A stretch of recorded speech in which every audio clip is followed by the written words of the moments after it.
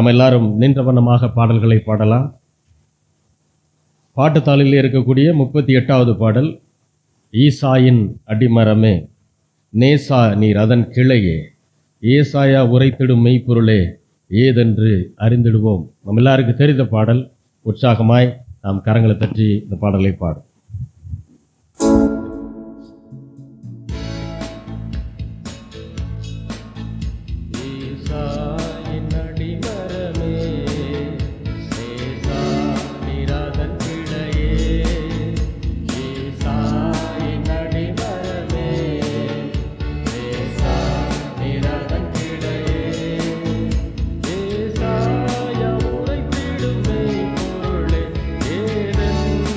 அறிந்து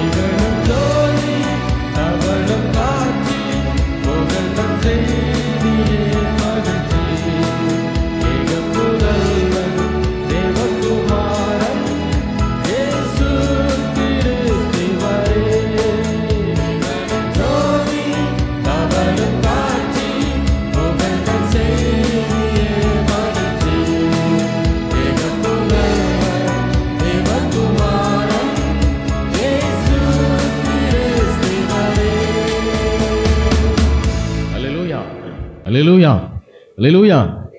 ஆண்டவர் இந்த உலகத்தில் வந்தது மிகப்பெரிய சந்தோஷம். ஏனென்றால் அவர் வரல அப்படின்னா மொத்த மனுக்குலத்திற்கும் மீட்பை வேற எந்த மனுஷனாலையும் உண்டு பண்ணவே முடியாது. அப்பேற்பட்ட ஆத்தும ரட்சிப்பை, ஆவிக்கான ரட்சிப்பை நம்முடைய தேவன் அநாதி தீர்மானம் உலகத் தோற்றத்திற்கு முன்பாகவே அவர் தீர்மானித்து வைத்திருந்தார். மனுஷன் எப்படி பாவம் செய்வான், அவன் பாவியாக மாறுவான், அவனுக்கு மீட்பை உண்டு பண்ணணும். அதற்கு சொந்த குமாரனாக இருக்கக்கூடிய ஆண்டவராகிய இயேசு கிறிஸ்துவ பூமிக்கு அனுப்பணும். அவரை கல்வாரி சிலுவையில் ஒப்பு கொடுக்கணும். அவர் மரித்து அவருடைய இரத்தத்தினால நாம் மீட்பை அடைய வேண்டும் என்கிற இந்த திட்டத்தை எல்லாம் பிதாவாகிய தேவன் உலக தோற்றத்திற்கு முன்பாகவே அவர் ஏற்கனவே அதை போட்டு வைத்திருந்தார். அதுதான் அவர் நம்மீது வைத்திருக்கிற பேரன்பு. அல்லேலூயா, அல்லேலூயா. அதை ஆண்டவராகிய இயேசு கிறிஸ்து 2024 வருடங்களுக்கு முன்பாக அதை நிறைவேற்றினார். அல்லேலூயா. பட்ட பாடுகள் கொஞ்சம் நஞ்சம் இல்லை. அவ்வளவு பாடுகள் முழுமையாக 100% வலிகளை சரீரத்தில் அனுபவித்து அவர் மரித்தார். அவர் ஏதோ மயக்க ஊசி போட்டு ஒரு மயக்கத்தில் இருந்து வலி தெரியாமல் அப்படிலாம் அவர் போகலை. எல்லா வலிகளையும், எல்லா நோய்களுக்கான அறிகுறிகளையும் அவர் தன்னுடைய உடம்பில் சுமந்தார். அல்லேலூயா. அது அத்தனை யாருக்காகனா, அவர் எந்த தப்பும் பண்ணலை. நாம் செய்த தவறுகளுக்காக, நம்முடைய முன்னோர்கள் செய்த தவறுகளுக்காக, நமக்கு பின்வரக்கூடிய சந்ததியினர் செய்ய போகிற தவறுகளுக்காக அவர் அன்றைக்கு என்ன செய்தார்? சிலுவையிலே அவர் மரித்தார். அவர் வந்த நோக்கமே சிலுவைக்கு போகணுன்றதான். அல்லேலூயா. அவர் பூமியில் நல்லா வாழணுன்றதுக்காக வரல, நம்மை நன்றாக வாழ வைக்க வேண்டும் என்பதற்காக அவர் என்ன செய்தார்? கல்வாரி சிலுவையிலே மரித்தார். தொடர்ந்து பாடலாம். பாட்டுத்தாளிலே 39வது பாடல். பரலோக தேவன் பாரில் பிறந்தார், புகழவனா புதுமை, உலகில் அவர் பெயர் கேட்டிட இனிமை, உன்னதத்தில் மகிமை. நம்ம எல்லாருக்கும் தெரிந்த பாடல். உற்சாகமாய் கரங்களை தட்டி ஆண்டவரை நாம் ஆராதிக்கலாம்.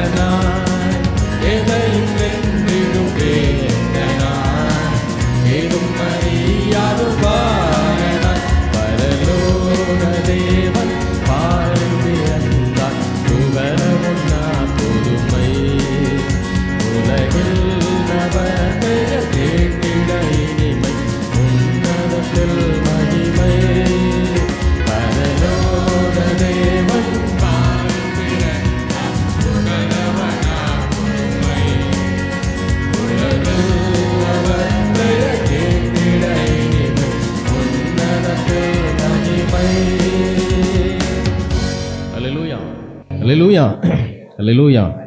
ஆண்டவர் இந்த பூமியில் அவதரிக்கும் போது பரலோகமே ரொம்ப சந்தோஷப்பட்டுச்சு. ஆனால் என்ன ஒரு விஷயம் அப்படின்னா, தூதர்களுக்கு தெரியாது அவர் ஏன் இங்கே வந்திருக்கிறார் அப்படின்னு, ஏன் இப்படி வந்திருக்கிறாருன்றது அவங்களுக்கு தெரியாது. அது எப்போ தெரியுது? அவரே தன்னை வெளிப்படுத்தும் போது தான் தூதர்களுக்கு அது புரியுது. அவரை குறித்து ஜனங்கள் பிரசங்கம் பண்ணும்போது தான் தூதர்களுக்கு அது புரியுது. ஓ, இப்படி தான் நடந்திருக்கு போல, இதுக்காக தான் அவர் போயிருக்கார் அப்படின்னு. அவர் அரெஸ்ட் பண்ணும்போது கூட தூதர்கள்லாம் முழிக்கிறாங்க, பரலோகம் அப்படியே முழிக்குது. ஏன் இவரை போய் அரெஸ்ட் பண்ணுறாங்க, ஏன் இவரை அடிக்கிறாங்க, ஏன் இவரை துப்புறாங்க, இவர் முகத்தில் துப்புறாங்க, இவர் அறையிறாங்க, இதெல்லாம் ஏன் செய்கிறாங்க அப்படின்னு சொல்லி எல்லாருமே ரொம்ப ஆச்சரியப்படுறாங்க. அவங்களுக்கு புரியலை. ஆனால் தேவன்கிட்ட இருந்து கட்டளை வரல போய் அவரை காப்பாற்றுறது. அப்படி தான் அவங்க முழிக்கிறாங்க. ஆனால் தேவன் அந்த ரகசியத்தை உங்களுக்கும் எனக்கும் கற்றுக் கொடுத்துருக்கிறார். ஏன் நான் இங்கே பூமிக்கு வர்றேன், பூமிக்கு வந்தனுடைய நோக்கம் என்ன அப்படிங்கிறத தேவன் நமக்கு என்ன செய்திருக்கிறார், வெளிப்படுத்தியிருக்கிறார்.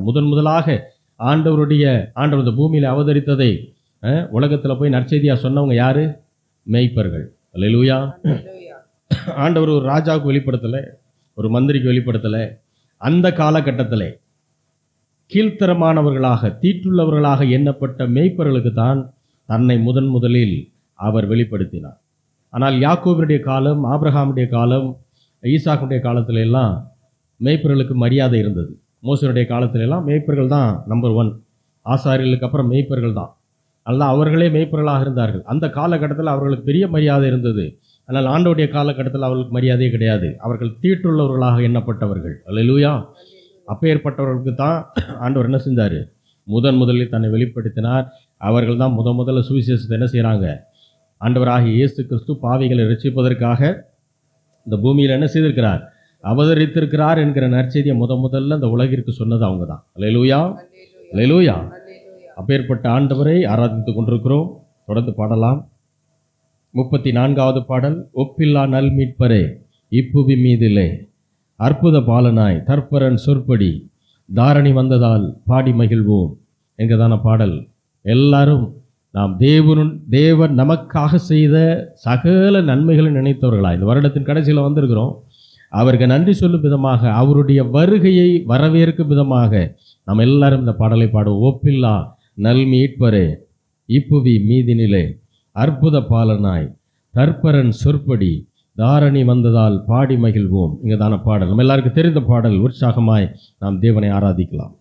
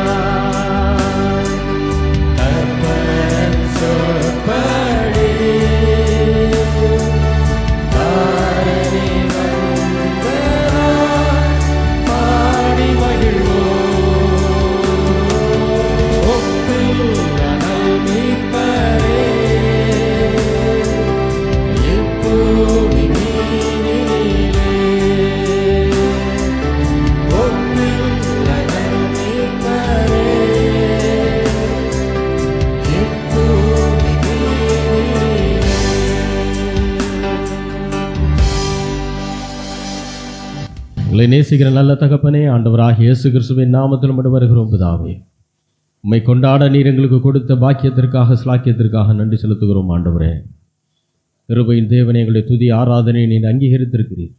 நன்மையான இவுகளினால் நிரப்பிக் கொண்டிருக்கிறீர், இனிமேலும் நிரப்பப் போகிறீர். எங்களை பாதுகாத்து வழிநடத்தி கொண்டிருக்கிறீர். இதற்காக உமக்கு நன்றி ஆண்டவரே. இந்த உலகத்தில் ஒரு வெற்றியுள்ள வாழ்க்கை வாழும்படி எங்கள் எல்லாரையும் நீர் தாயின் கருவில் இருக்கும்போதே தெரிந்து கொண்டிருக்கிறீர். இதற்காக உமக்கு நன்றி செலுத்துகிறோம் ஆண்டவரே. ஒவ்வொருவரையும் ஆசீர்வதியும். இயேசுவின் நாமத்தில் வேண்டிக் கொள்கிறோம் எங்கள் ஜீவனுள்ள நல்ல பிதாவே. ஆமென்.